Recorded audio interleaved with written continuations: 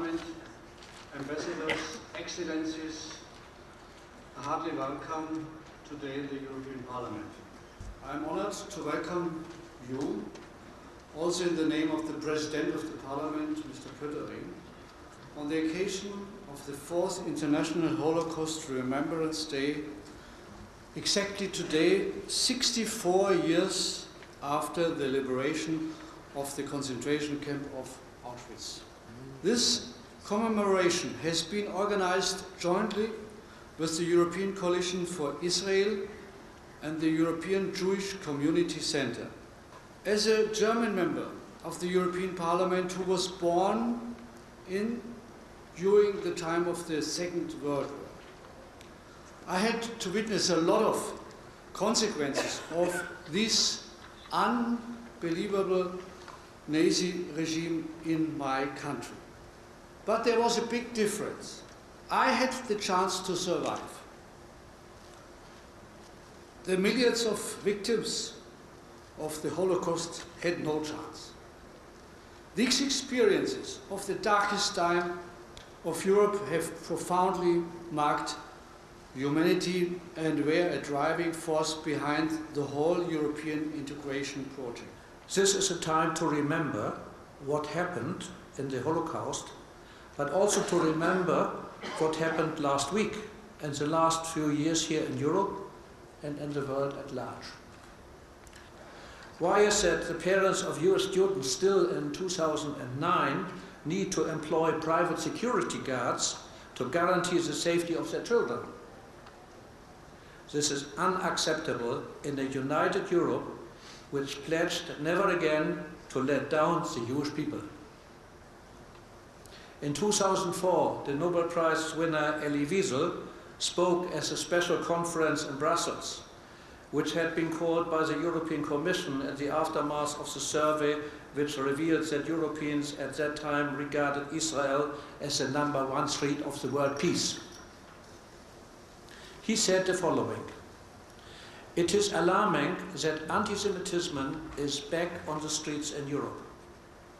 But what is even more alarming is the fact that there is only one group of people who seem to react against this: the Jews themselves.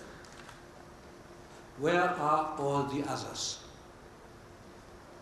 The European Coalition for Israel has been created to give a platform and a voice for all those others, mainly Christians, who involve themselves on a grassroots level to fight anti-Semitism and work for the existential right of the modern state of Israel.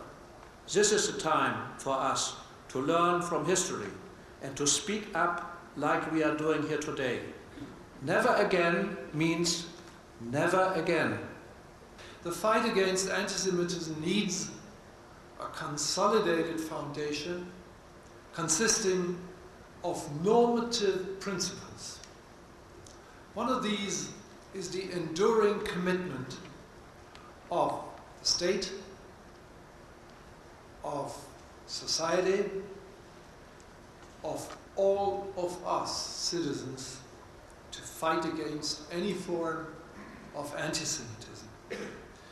The laying ground for this conviction is the responsibility to protect Jewish communities in all of our respective countries.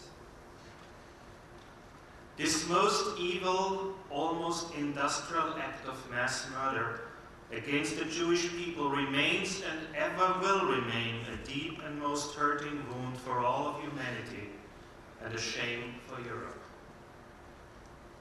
Although Christians have taken part in this unprecedented major evil, or at least many of us have been cowards and looked aside when evil was committed, every Christian who takes his faith serious has to be thankful and full of esteem for the Jewish roots of Christianity, and to bow his head before every Jew representing this root in his very person. We have come together today in memory of those who perished in the Holocaust under the Nazi regime. whose evil ideas scourged our civilization for decades and resulted in countless deaths.